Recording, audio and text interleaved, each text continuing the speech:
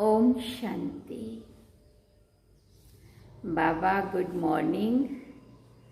आज बाबा के 14 अप्रैल 2022 के महावाक्य हैं। बाबा ने सार में कहा, मीठे बच्चे, योग बल से घाटे के खाते को चुकतू कर सुख का खाता जमा करो। योग बल से घाटे के खाते को चुकतू कर सुख का खाता जमा करो। व्यापारी बन अपना पूरा हिसाब निकालो। बाबा ने प्रश्न पूछा, तुम बच्चों ने बाप से कौन सी प्रतिज्ञा की है? उस प्रतिज्ञा को निभाने का सहज साधन क्या है? तो बाबा ने उत्तर में कहा, तुमने प्रतिज्ञा की है, मेरा तो एक शिव बाबा, दूसरा ना कोई। भक्ति में भी कहते थे, बाबा जब आप आएंगे तो हम और संग तोड़ एक आपसे जोड़ेंगे। अब बाबा कहते हैं, बच्चे, देह सहित देह के सब संबंधों को बुद्धि से त्याग कर एक मुझे याद करो।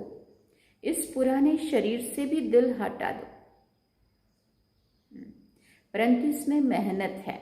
इस प्रतिज्ञा को निभाने के लिए सवेरे सवेरे उठ अपने आप से बातें करो, वाख्याल करो।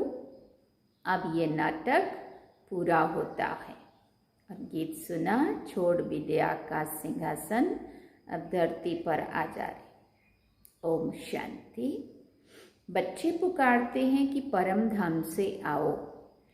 ये गीत गाया हुआ है कि पतित मनुष्यों का, ये गीत गाया हुआ है पतित मनुष्यों का। वो खुद भी इसका अर्थ नहीं जानते हैं। पुकारते भी हैं कि पतितों को पावन बनाने आओ, क्योंकि इस समय है रावण राज्य। ये भी बच्चे जानते हैं कि भारत में दैवी श्रेष्ठाचारी राज्य था। अभी तुम श्रेष्ठाचारी बनने का पुरुषार्थ कर रहे हो। बाप कहते हैं, बच्चे, अभी तुमको वापस चलना है। पुराना पाप का खाता चुकतू करना है। व्यापारी लोग 12-12 मास का पुराना खाता बंद करते हैं, घाटे व फायदे का हिसाब निकालते हैं। अभी तुम जानते हो, भारत में हम आधा कल्प फायदे में और आधा कल्प घाटे में रहते हैं, अर्थात आधा कल्प सुख और आधा कल्प दुख पाते हैं। उसमें भी दुख बहुत थोड़ा पाते हैं। जबकि तमो प्रधान अवस्था है, व्याभिचारी भक्ति में चले जाते हैं। बाप बैठ बच्चों को समझाते हैं कि अब तुमको फायदे में जाना है। क्या समझाया बाबा ने?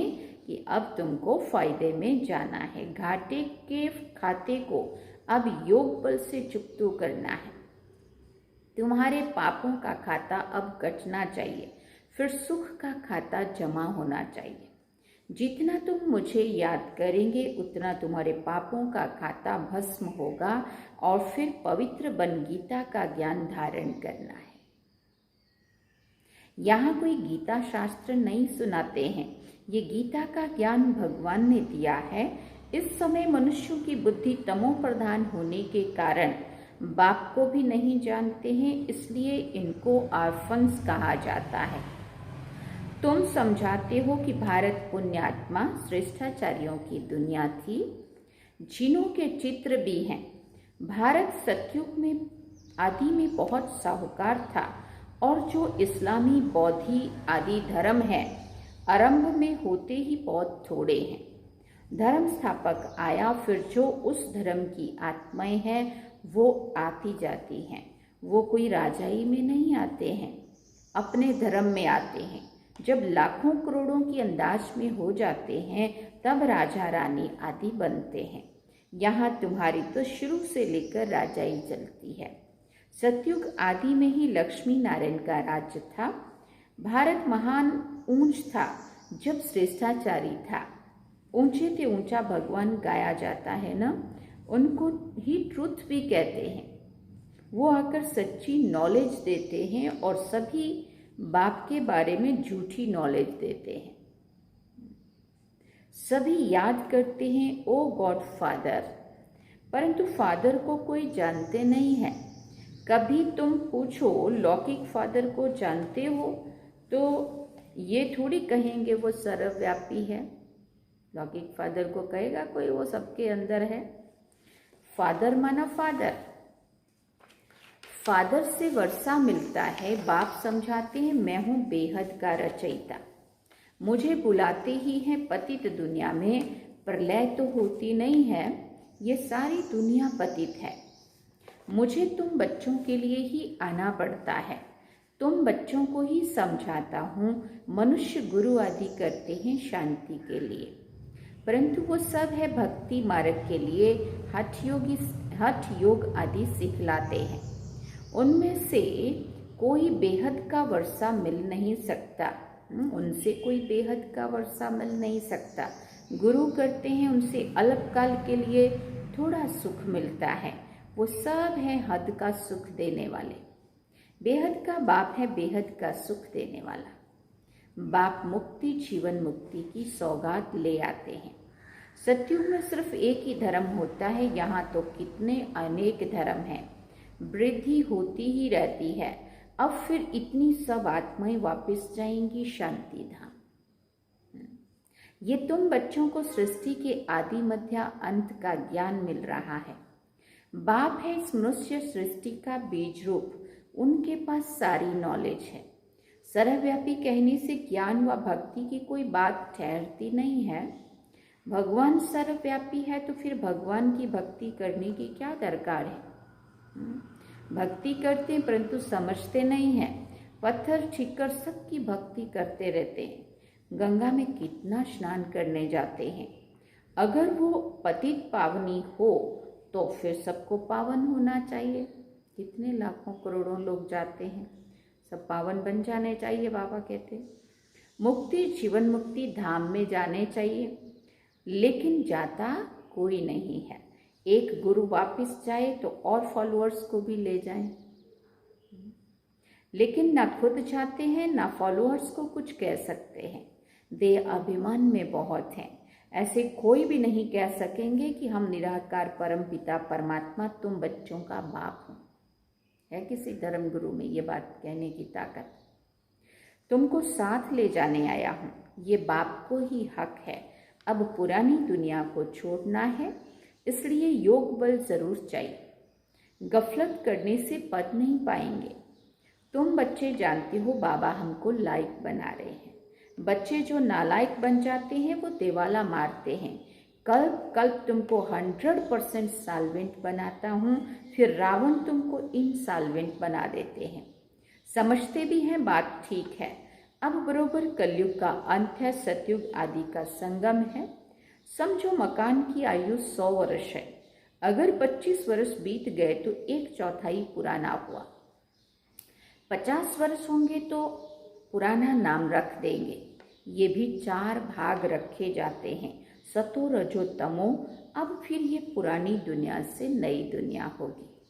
गोया सारी दुनिया को नया जन्म मिलता है। ये पुरानी दुनिया है। बाप कहते हैं अब मैं नया जन्म दे रहा हूँ। दुनिया पुरानी से नई हो रही है। तुम आए हो राजयोग सीखने। तुम भी जानते हो इस ड्रामा के अंदर हम एक्टर हैं। हम आत्माएं भी शरीर लेकर यहाँ पार्ट बजाने आई हैं। दुनिया में ये कोई नहीं जानता है। अपने को एक्टर समझें तो क्रिएटर डायरेक्टर को भी जान जाए। कहने मात्र सिर्फ ये कर्म क्षेत्र है, परंतु कब से खेल शुरू हुआ, उसका क्रिएटर कौन है, कुछ भी नहीं जानते हैं। मनुष्य को ही जानना चाहिए ना। बाकी ये आपस में लड़ना तो ऑर्फन्स का काम है, जिनका कोई बड़ा नहीं होता है ना, वो आपस में लड़ते हैं। बाबा कहते हैं जिसका कोई पूछने वाला नहीं होता, समझाने वाला नहीं होता। देवताओं को ऑर्फन्स नहीं कहेंगे, वहाँ लड़ाई झगड़ा होता ही नहीं है। यहाँ तो देखो बच्चे बाप को भी मार डालते हैं। सभी पतित भ्रष्टाचारी हैं, इसलिए दुख देते रहते हैं। आधा कल्प संपूर्ण निर्विकारी देवी देवताओं का राज्य था। अभी तो एक भी संपूर्ण निर्विकारी नहीं है। अभी बाप तुमको श्रीमत देते हैं। ये पुरानी दुनिया खत्म होने वाली है। मैं आया हूँ नई दुनिया स्थापन करने। तुम प्रतिज्ञा भी करते हो बाबा आप आएंगे तो हम और संग तोड़ एक आपके संग जुड़ेंगे। मेरा तो एक शिव बाबा दूसरा ना कोई। अब बाबा आए हैं, कहते हैं बच्चे देह सहित देह के सभी संबंधों को त्याग मुझे याद करो। त्याग माना बुद्धि से डिटैच होके मुझे याद करो, बुद्धि को मन को मेरे में लगाओ, इसी में मेहनत है। कहते हैं बाबा हम जानते हैं ये जो भी मित्र संबंधी आदि हैं ये सब मरे पड़े हैं, ये शरीर भी खत्म हो जाएगा, पुराना है। अब हम पुराना शरीर छोड़ नए में जाएंगे। पुराने शरीर से दिल हट जाती है। अभी हम गए कि गए, इस शरीर में रहते हुए भी हमें इस देह से अलग होने का अभ्यास करना है। और इस देह को भूलेंगे तो देह सहित देह के जो भी दुनिया है, चाहे पदार्थ है, वस्तु है, व्यक्ति है, जो भी कोई भी है, उनसे ऑटोमेटिकली बुद्धि योग हट करके और बाबा में लग जाएगा। मेन तो मेहनत क्या है, अपने को आत्मा स्वरूप में ठिकाना दे को भूल करके देही अभिमानी बनना। तो बाबा कहते बस अब समझेंगे हम गए कि गए, पुरानी दुनिया भस्म होनी है। बाप समझाते हैं सवेरे सवेरे उठकर ऐसे ऐसे ख्याल करो। अभी नाटक पूरा होता है, हमको वापस जाना है। अब एक ही बाप की श्रीमत पर चलना है। अभी नई दुनिया में जाना है, इसलिए जीते जी सबसे बुद्धि योग तोड़ एक से जोड़ना पड़े। इसमें बड़ा अभ्यास चाहिए। अभ्यास के लिए ही बाप कहते हैं सवेरे उठो। एक दिन में तो शरीर निर्वाह अर्थ कर्म करना है, रात का अभ्यास वृद्धि को पाता है। जितना टाइम मिले बाबा को याद करो। बाबा की याद में तुम कितना भी पैदल करते जाओ, कभी थक नहीं सकते। योग बल की खुशी होती है। याद का अभ्यास होगा तो कहाँ भी बैठे याद आ जाएगी।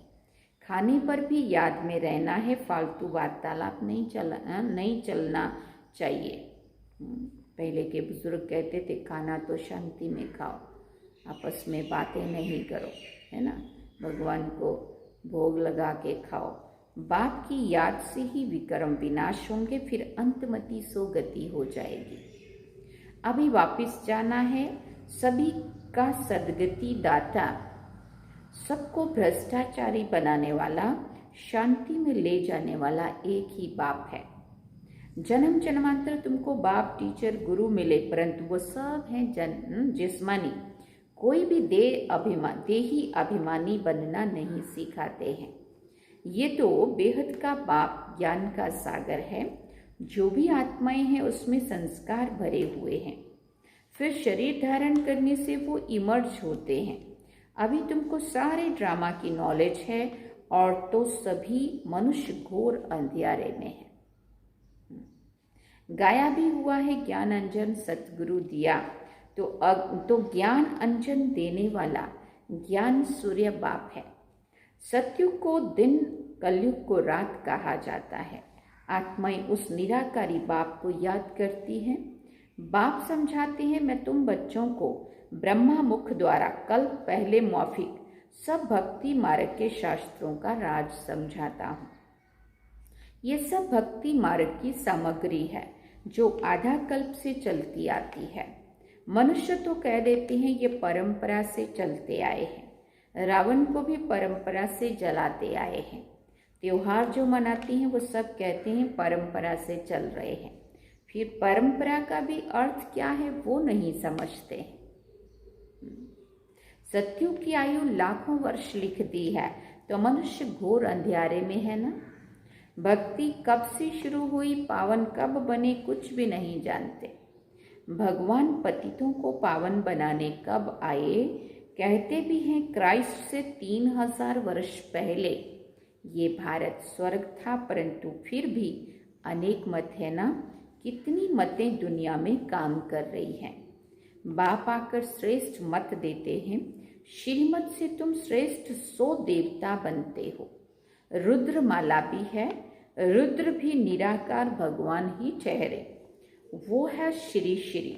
देवताओं को कहेंगे श्री अर्थात श्रेष्ठ।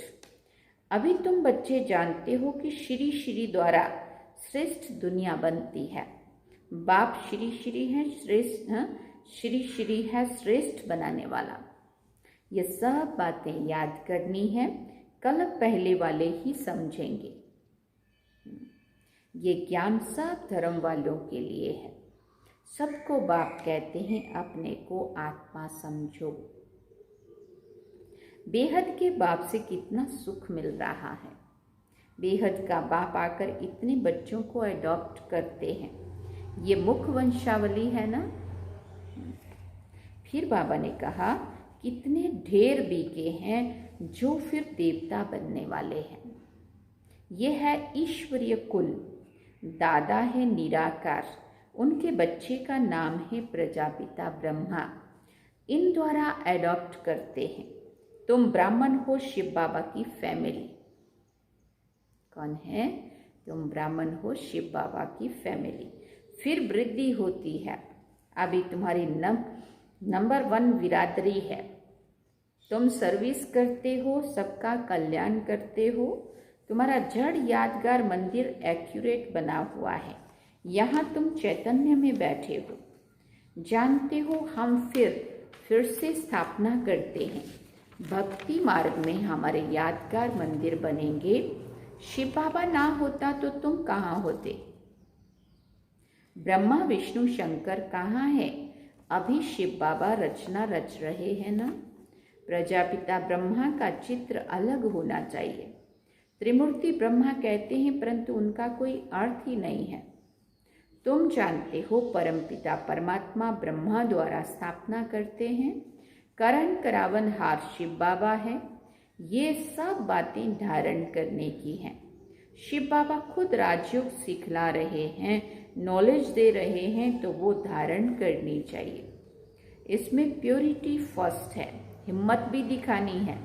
गृहस्थ व्यवहार में रहते पवित्र रहकर दिखाना है।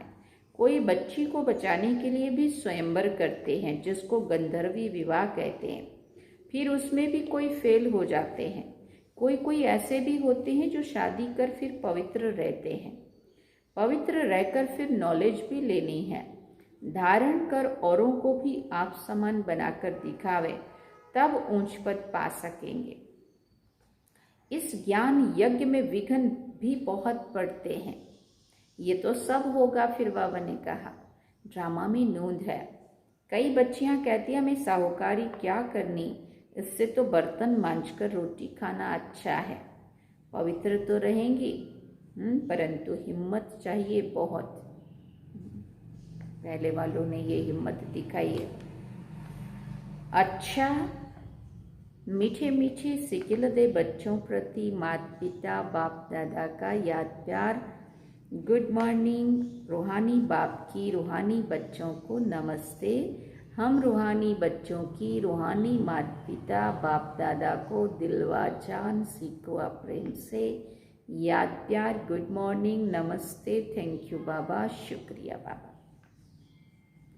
अब धारणा के लिए मुख्य सार है। पहला पॉइंट, भोजन करते समय याद में रहना है। फालतू वार्तालाप नहीं करनी है। याद से पापों का खाता चुकता करना है।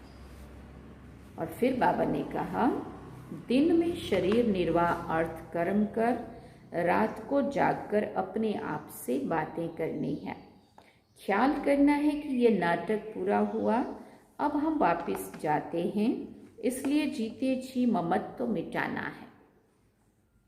वरदान में बाबा ने कहा, डबल नशे की स्थिति द्वारा सदा निर्विघ्न बनने और बनाने वाले विश्व परिवर्तक भव।